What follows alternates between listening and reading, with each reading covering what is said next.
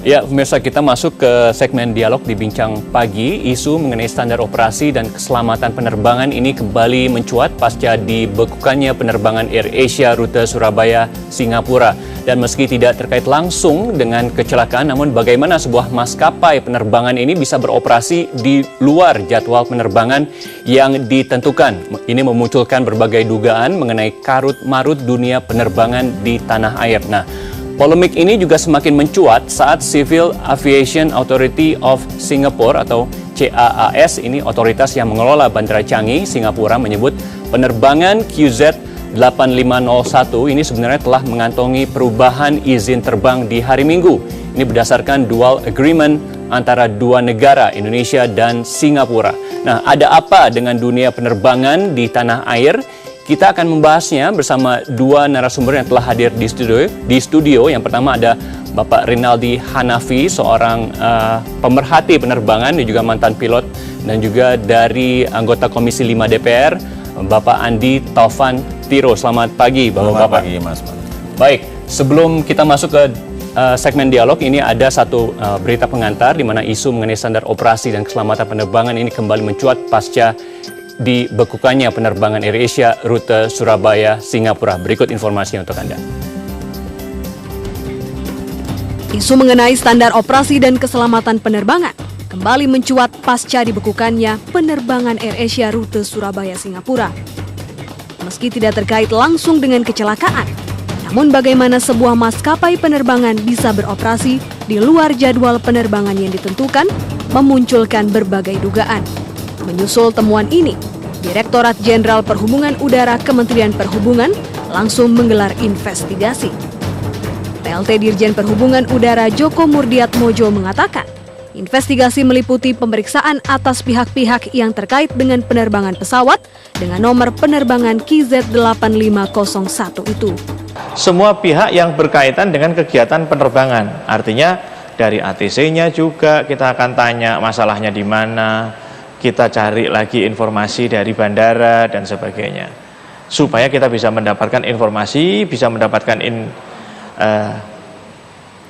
identifikasi masalahnya di mana, sehingga kita bisa mencarikan solusi yang sebaiknya, termasuk upaya-upaya memperbaiki SOP kalau memang itu diperlukan.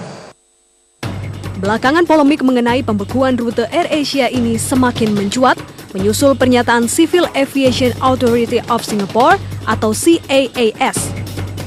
Otoritas yang mengelola Bandara Changi, Singapura ini menyebut penerbangan QZ8501 telah mengantongi izin terbang dari Surabaya ke Singapura pada hari Minggu. CAAS bahkan menyebut izin terbang disepakati berdasarkan dual agreement antara dua negara, Indonesia dan Singapura.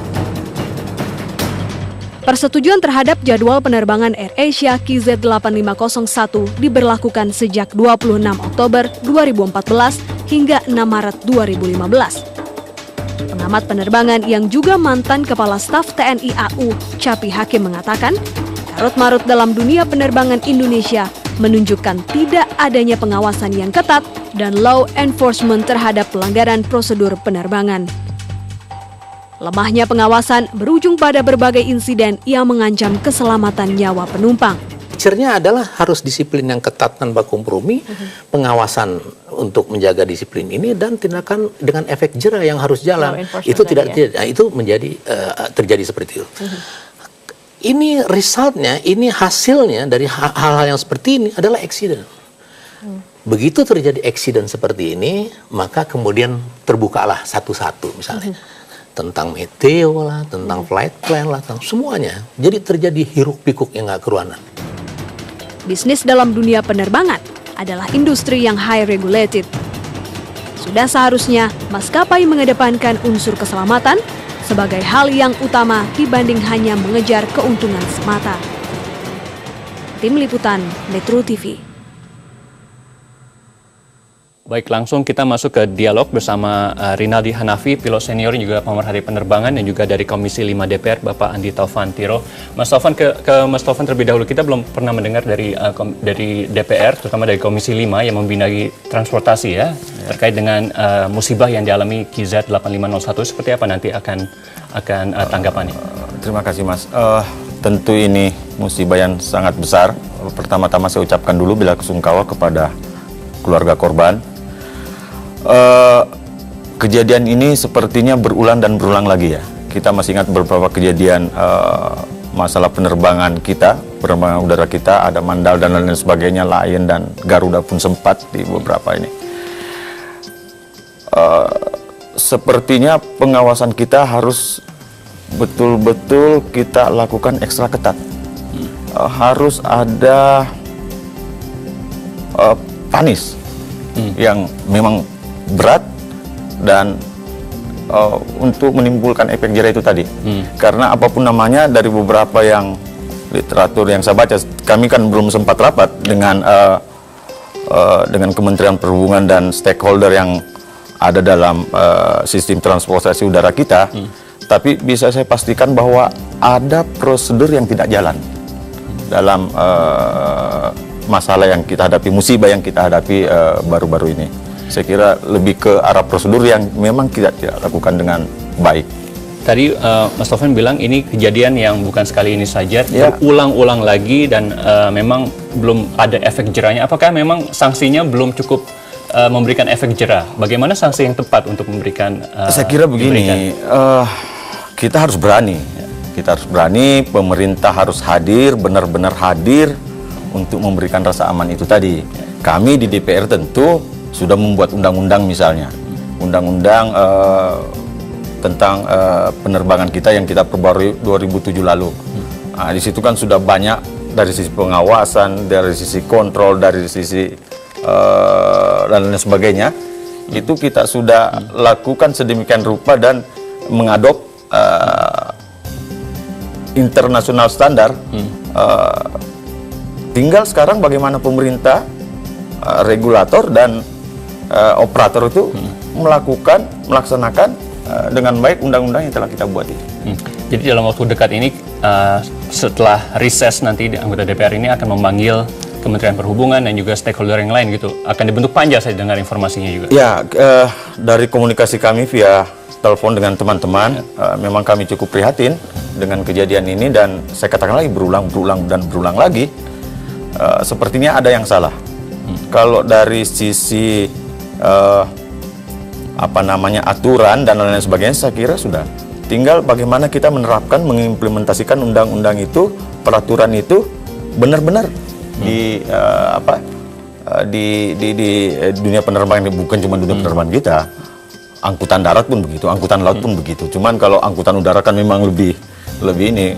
Kalau Mas amati lagi di angkutan laut kita, lebih banyak lagi sebetulnya kasus-kasus yang terjadi di laut, cuman tidak termonitor. Kalau dalam kasus pesawat AirAsia ini, kira-kira siapa yang lalai dan siapa yang paling bertanggung jawab? Apakah dari sisi airline atau dari... Saya belum berani menyalahkan siapa. Tapi dari informasi yang saya dapatkan kemudian adalah misalnya ada dispute antara bahwa penerbangan AirAsia itu tidak ada penerbangan pada hari Minggu. Kemudian dijawab oleh Singapura bahwa tidak, kami sudah ada kesepakatan dengan Indonesia tentang penerbangan hari Minggu itu.